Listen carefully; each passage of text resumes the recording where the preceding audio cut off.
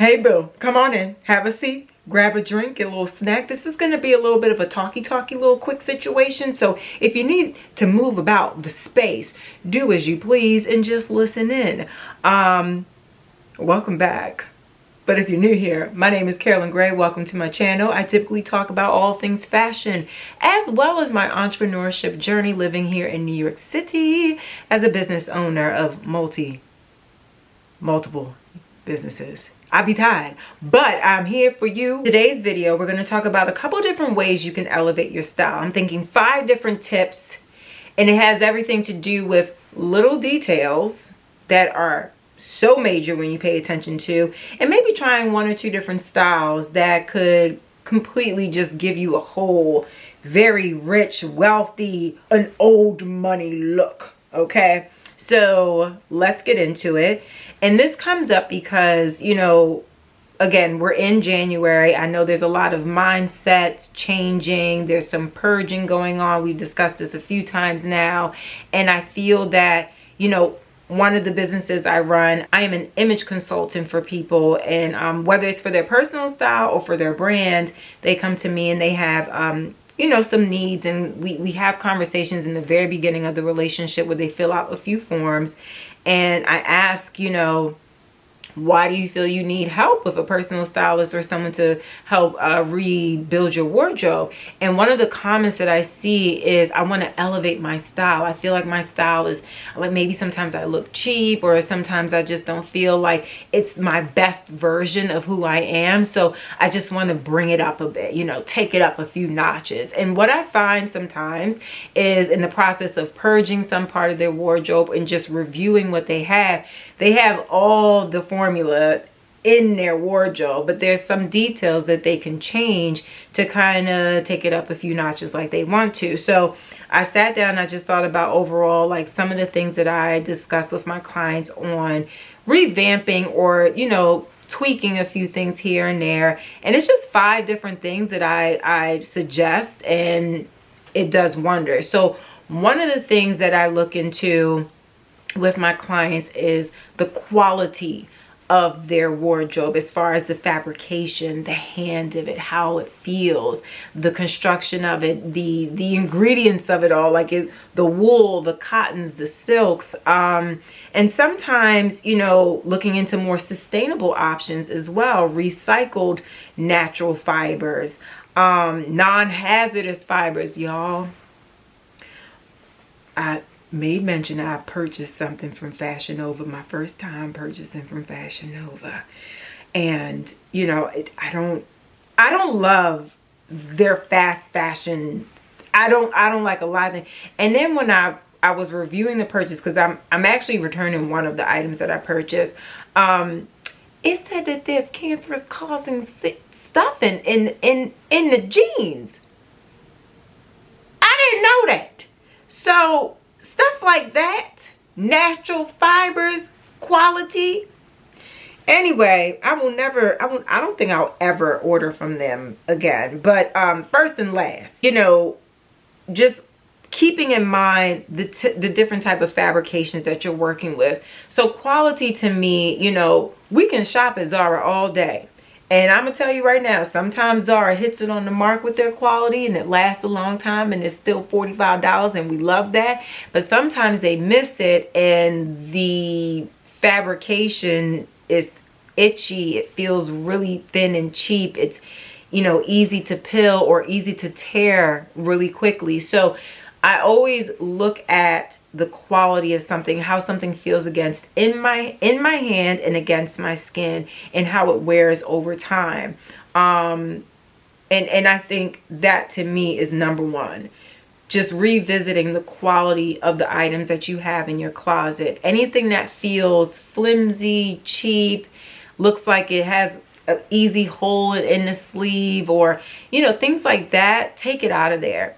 Quickly take it out of there. I'm not saying that we can't shop at places that are high street or, you know, of lesser amounts, cost less. I'm not saying that we shouldn't shop at places that cost less, but when we are shopping in those places, making sure that the feel of the product that you're purchasing does match the level that you want to be at. As far as, like, if I'm shopping for sweaters in Zara, again, I'm going to use Zara, I'm going to try and stay away from items that feel really cheap and thin and itchy, and I'm going to go towards the items that feel a lot more softer, have a lot more wool versus acrylic in them. Acrylic could be to your detriment sometimes. Like, you got to be careful with the amounts of acrylic in certain items. But yeah, stay with the natural fibers, stay with sustainable product. Oftentimes items that feel heavier are higher in quality than things that feel lighter, unless you're dealing with like a pure silk. But sometimes pure silk feels heavy too, depending on the structure or the silhouette, right? So first and foremost, quality. Quality, quality, quality. The hand of a product means a lot to your wardrobe and making sure it feels elevated. There is another tip that is more of a styling, it's a look. You know, if you want to look super elevated, the easiest way to do it instantly is doing a monochromatic look. Monochromatic look is usually just one color, and sometimes a color that, like an outfit that has the same family of a color. So like if you're wearing an olive green, you know, you could also wear something that is maybe a light olive or a darker olive or a forest green. Like, you can do a family of one color, and that's a monochromatic look. Typically, personally, I like an all gray look, like a heather gray. Oh, it's so yummy. Or an all navy look. Obviously, an all black look is a monochromatic look that all of us can do. And making sure that when you're doing an all black look, like on purpose, like your intent is to do a very sharp black look, making sure that the blacks are the same shade. Because sometimes a black can give a little bit of brown, and it kind of looks like an item that might be overwashed or something that sat in the sun too long. It's a bit of a mismatch, and then when it catches in the light, it can actually cheapen the look a little bit, just a tad. It's not that serious. Listen, I'm a person that pays attention to detail. I don't like that for me. So, you know, obviously it's my channel, I got a lot of opinion here, right? But I'm just saying, personally, I don't love it when my blacks are not the same. It does something to me. It throws me off. So making sure when you do an all black look and you want to make sure it's sharp, do the same shade of blacks. But all gray, all cream, all navy. I'm not one to do too many primary colors, but I can see myself doing a blood curdling red. Sounds really like barbaric, but like a Dracula red all look. I could do that because it's a little vampy. I like that, you know. So doing a monochromatic look, it instantly just gives chic, elevated style every single time. Oh my gosh, especially in all cream. It gives. I've lived on the Upper West Side my entire life, and I go to Dubai often, and I also have a home in Paris, and yes, this is nothing to me. Like, it just gives that. Another aspect of elevating a look, and y'all have heard me talk about this so much, it doesn't matter where you get a clothing item from. Again, we don't care about the cost. We're not talking about cost. Having an elevated look doesn't mean you have to spend $1 million on it, right? An elevated look is, and my last tip has to do more with this, right? What's inside. But tailoring, oh my gosh, tailoring can do so many, like, tailoring can do wonders for a look. And I hear some of my clients say this too. You know, they say, I can't shop at certain department luxury stores because they don't fit me, or Zara just doesn't do it for me. Like, it's always too big here, too big there, or too long, right? And listen, I hear it, especially for the petite ladies, and especially for the ladies who have curves, and especially for the ladies who are super tall, right? It is difficult to find things that are going to fit you perfectly. The issue is, most of these brands and designers are using one scale of sizing. And that is the truth. It's annoying. And at the end of the day, you're not getting these things custom made.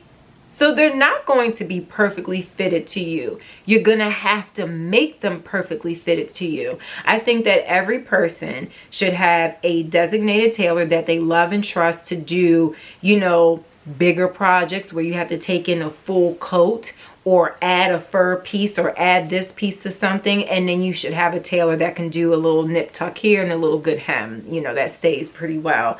And I also think everyone should have a cobbler that they trust with their most precious shoe. Okay, I had purchased a Andemühle bootie, and for some reason one of the boots had like air in the sole, and every time I walked it squeaked. Bitch, I was annoyed. Excuse me, I don't mean to call you bitch, but you know what I'm saying. I mean it in an endearing way. I was annoyed. How am I going to spend this money on a pair of designer boots and I'm squeaking down the hall? Absolutely not. So I took it to a tailor. I'll put the information down below too, because I think he's a really good, he's a small business, he's been there for years. So obviously he must have like a pretty strong clientele to keep his business open. But went in there and he basically told me he had to open up the entire shoe. And I was like, I just got the shoe though, so I don't know, like, what they're gonna look like. And he ended up fixing it, and I no longer hear that squeak. So I either go to him, the Leather Spa in New York, or Eddie's shoe repair in Rockefeller Center also is great. Great for shoe shines as well for the guys out there. So literally tailor and a cobbler to help fix whatever you need in your clothing and your shoe. If you need to add a little bit more leather to something, if you need a bit more stretch to get your whole calf in, that is something a cobbler can do. So, you know, I recently spoke to a client that, you know, sometimes you might go into Saks and feel that nothing's going to fit you.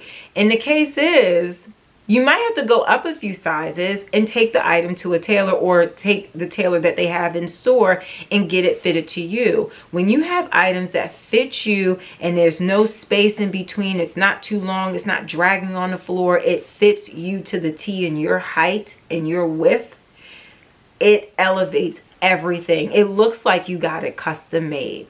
So tailoring can take you so many levels up, okay? And the truth is, I feel like a lot of times people buy things from these, you know, high street stores or department stores, and they don't get them tailored, and it looks kind of messy. It looks a little frumpy sometimes, or it looks like it's a little too snug, you know, like let some of that out a little bit, right? So tailoring honestly should be my number one, because I talk about it so much here. I'm a firm believer in the tailor, and sometimes there's days where I'll go to my tailor and I have like 15 items for him to work on, because I'm like, I just need a little bit, just a little bit here, a little bit there, and a lot of it here. And he's like, I drive him crazy, but he gets paid. And I'm reinvesting into a piece that I really love. And sometimes I've had pieces for 10 years from Zara, because it's tailored to me and I love it so much. So moving on. Another thing, and listen, as a creator, I've slipped up a few times and forgot to do one or two of these things. And I'm like, oh, dang, like I see the video, I'm like, oh, that annoys me so much. Cleanliness. And I'm not just talking about stains, while that is a part of what I'm talking about, but cleanliness also comes down to wrinkled clothing. You know, sometimes we get so caught up and we're putting on our outfits and not realizing some of our items are in the closet, and the way that it may have been hanging for a while has some wrinkles. It created a crease that shouldn't be there, and it just looks frumpy. It looks like you didn't care. It looks like you're not put together and you rushed it, right? But when you slow down, use an iron. I feel like a lot of people from 88, like after 1990, like, y'all don't use an iron, and y'all barely use a steamer. Like, most of us have steamers, but a lot of us don't even have irons anymore, and that bothers me. It is imperative to have a steamer. It is imperative to have an iron as well. And that attention to your clothing elevates you, because it just shows that you care about the details. You care about your look, you care about your clothing and taking care of them. You know, there's certain stains on a cream blouse, like I'm not going to keep it, especially if I can't get it out. The dry cleaner can't get it out. I just don't want that spot on me. It looks like I don't care. I honestly, I remember I saw a woman come to an event that I was at with holes all over her dress. And here's the thing.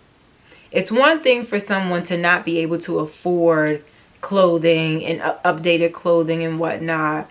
But it's another thing that if you are able to afford it and you have everything else going on, and just because you want to be frugal with your clothes, it does not mean that you should come up in places with holes all over your clothing. Moth-eaten holes or stains from mouse pee. Like there's a lot when it comes to cleanliness, and sometimes it happens even if someone is able to afford the difference. You know what I mean? I remember one time, y'all, this is New York living for you. I lived on Green and Broadway here in Brooklyn. It's like Bed-Stuy. And I lived in a beautiful new age apartment, me and my roommate. We had a 2-bedroom, 2-bath. I had the most delicious bathroom with blue lights in the shower. I didn't know who I was. I was always in my bathroom. And one night, I literally was in my living room and I saw a mouse come out of my bedroom.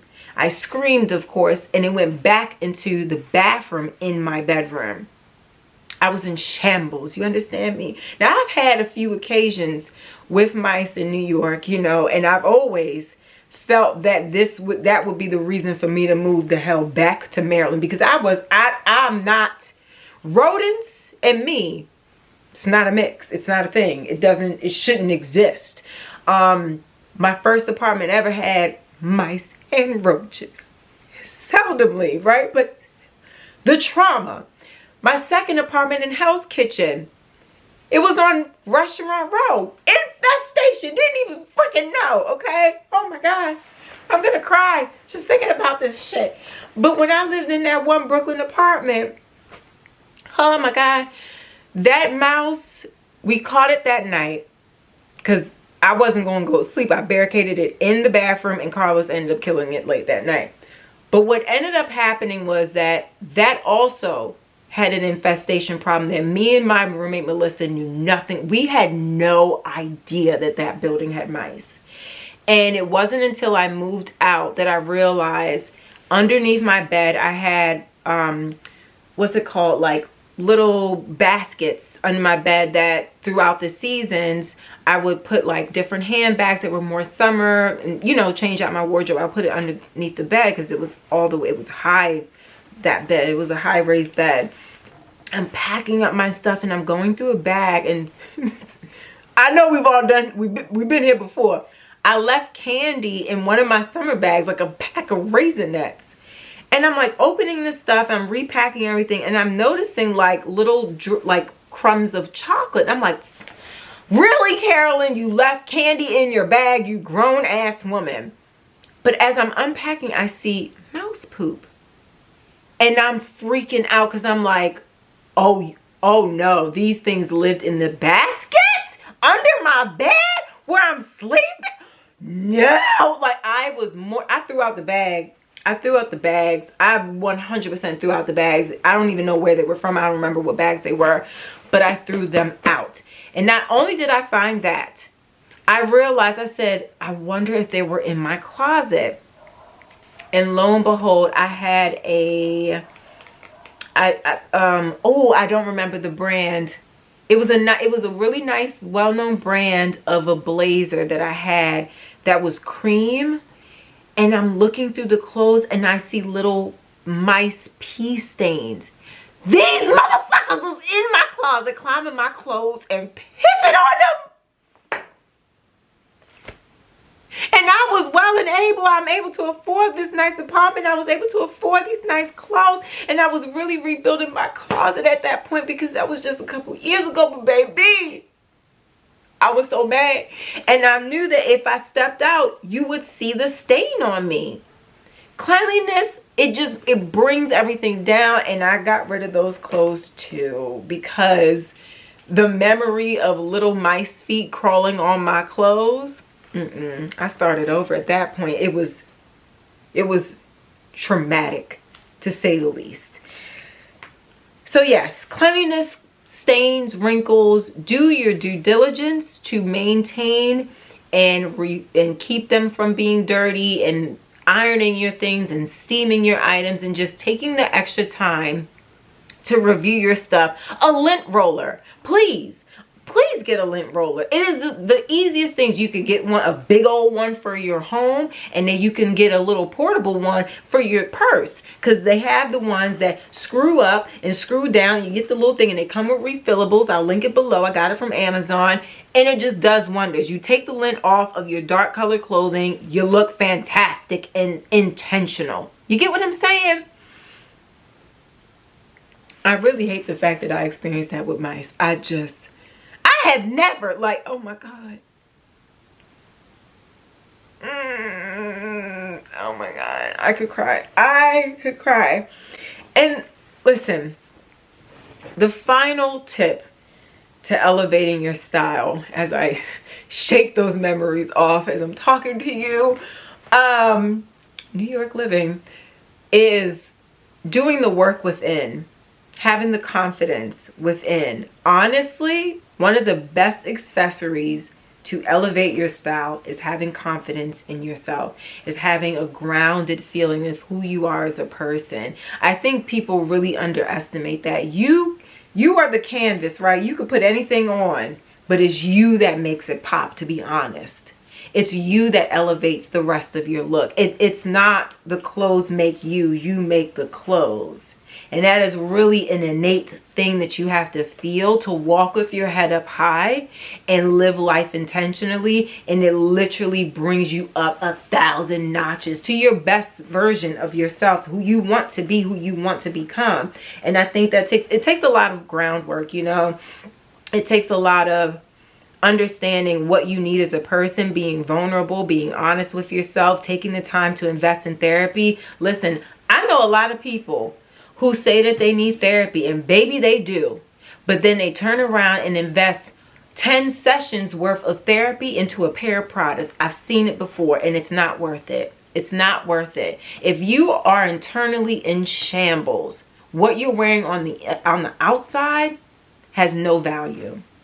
It doesn't matter if it costs $900. It has no value if internally you are in shambles.